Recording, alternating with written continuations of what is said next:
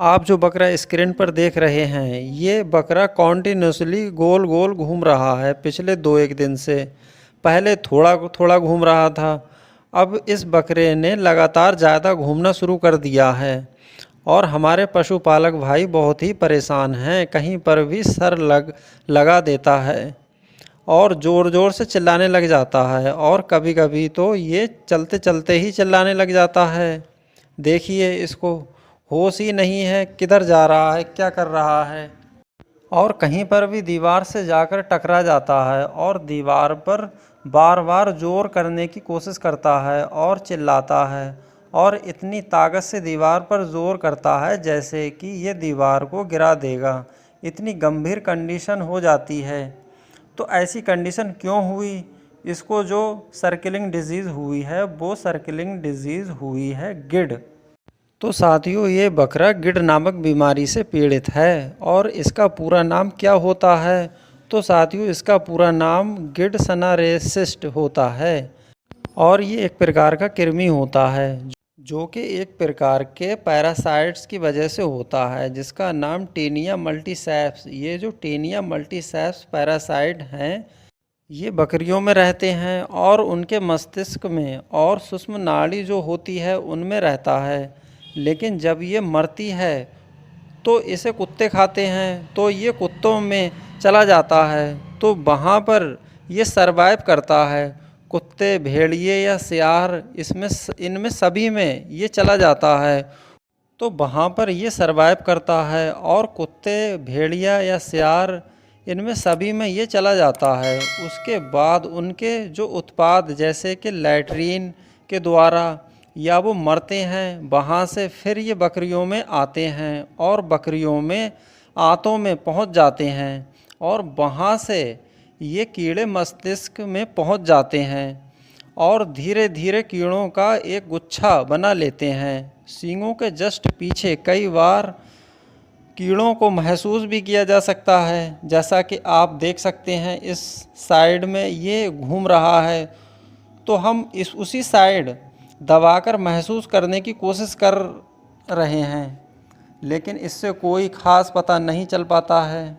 लेकिन फिर भी हम सींगों के जस्ट पीछे बार बार दबाकर चेक करने की कोशिश कर रहे हैं कि इसके कीड़ों का गुच्छा कहीं महसूस हो जाए, लेकिन ऐसा कुछ पता खास नहीं लग पा रहा है। फिर भी हम देखने की कोशिश कर रहे हैं। जिस साइड ये अपनी गर्दन टेढ़ी कर रहा है उसी साइड इसका अबॉर्शन किया जाए तो इसका इलाज मात्र सर्जरी है। शुरुआती अवस्था में डिवॉर्निंग से फेंटास प्लस या हाईटेक या आइवरमेक्टिन से डिवॉर्निंग कराने से कई बार आराम मिल जाता है। अक्सर इस बीमारी का इलाज सिर्फ और सिर्फ सर्जरी ही से होता है, लेकिन इस बकरे को यहाँ पर जो बीमारी डायग्नोज हुई है वो है गिड, क्योंकि ये एक ही साइड में लगातार घूम रहा है। और यदि ये बकरा दोनों साइड घूमता और गर्दन ऊपर करके चिल्लाता तो हमारा डायग्नोज जाता पोलियोसेफलोमलेशिया की तरफ, जो कि विटामिन B1 की कमी से होता है। लेकिन यहाँ पर ये एक ही साइड लगातार गोल गोल घूम रहा है और अभी इसकी यहाँ पर शुरुआती अवस्था है, इसलिए हम ट्रीटमेंट देंगे। सबसे पहले तो इसकी डिवॉर्निंग में फेंटास प्लस 2 टैबलेट खाली पेट देंगे और 20 से 21 दिन बाद इसी डोज को हम दोबारा से रिपीट करेंगे। इंजेक्शन में हम देंगे न्यूरोकाइन प्लस बेट 3 ml इंट्रामस्कुलर डेली 5 दिन तक देंगे। और दूसरा इंजेक्शन दर्द निवारक हमें यूज़ करेंगे। Injection Manolax plus paracetamol 3 ml intramuscular daily 3 दिन तक यूज़ करेंगे और रिज़ल्ट आपके सामने है। और आप देख सकते हैं ट्रीटमेंट के 3 से 4 घंटे के बाद बकरे ने सर्किलिंग करना भी बंद कर दिया है और चारा भी खाना शुरू कर दिया है। बकरा अब ठीक है। यदि शुरुआती अवस्था में यदि ट्रीटमेंट किया जाए तो रिज़ल्ट मिलने के चांसेस रहते हैं, नहीं तो इसका लास्ट उपाय सर्जरी ही होता है।